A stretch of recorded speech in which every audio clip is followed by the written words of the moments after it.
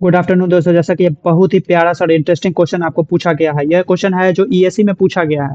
तो क्वेश्चन हम जानते हैं सबसे पहले, the cube for testing of cement in compression are keeped in. तो कंप्रेशन एट कीप्ड इन कितना किया जाता है, ये हो गया 27 प्लस 2 डिग्री सेल्सियस 90% ह्यूमिडिटी।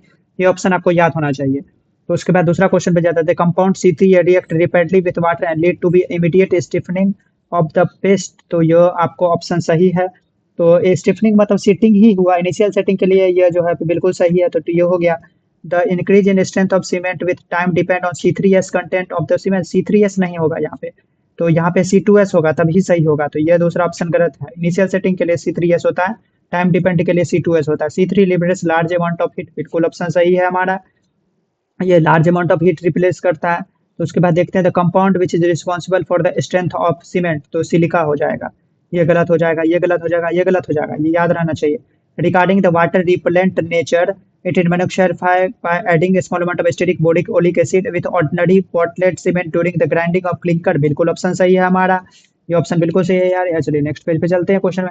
तो उसमें कह रहा है कि it having large strength gain during the initial period. तो लार्ज स्ट्रेंथ होता है इनिशियल पीरियड में हमारा। तो इस ऑप्शन को यदि हम देखें तो हमारा क्या हो जाता है, ये गलत है हमारा। तो ये गलत है। लार्ज स्ट्रेंथ इनिशियल पीरियड में it strength less than equal to हो जाएगा, इक्वल होगा यहाँ पे, तब ये ऑप्शन सही होगा। तो ये भी गलत, ये भी गलत। तो ये हो गया, it is also called hydrophobic cement. ये बिल्कुल सही है हमारा। तो 1 और 4 आर करेक्ट ऑप्शन, बाकी फॉल्स हो गया हमारा। तो ये क्वेश्चन देखिए कितना प्यारा सा क्वेश्चन है हमारा। ग्राफ दिया हुआ है और हमें ये क्वेश्चन में दिया हुआ था, ईएससी में पूछा गया है, आपको सजाना है। तो ये ऑप्शन सबसे पहले पहला वाला है, ये C3S हो जाएगा, ये C2S हो जाएगा, ये क्या होगा C3A हो जाएगा, यहाँ पे C4AF हो जाएगा। तो ऑप्शन कौन सा हमारा सही हो गया, option A is our correct option.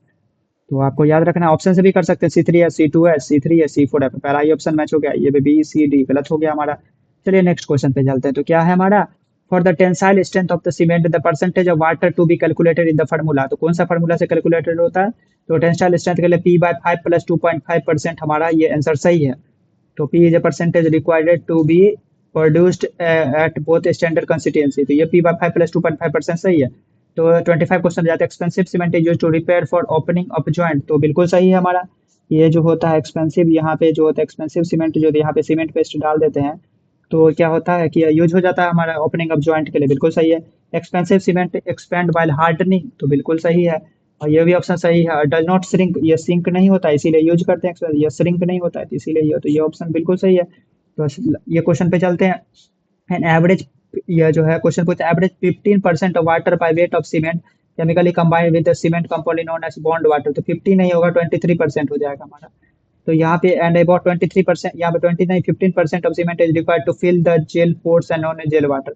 तो स्टेटमेंट ये फॉल्स हो गया था। And the 38% of water by cement is required to complete the chemical reaction with water and cement. ये बिल्कुल ऑप्शन सही है। तो ये ऑप्शन हमारा सही हो गया। तो अब thank you for watching this video, hope you like it, subscribe it. जय हिंद, जय भारत।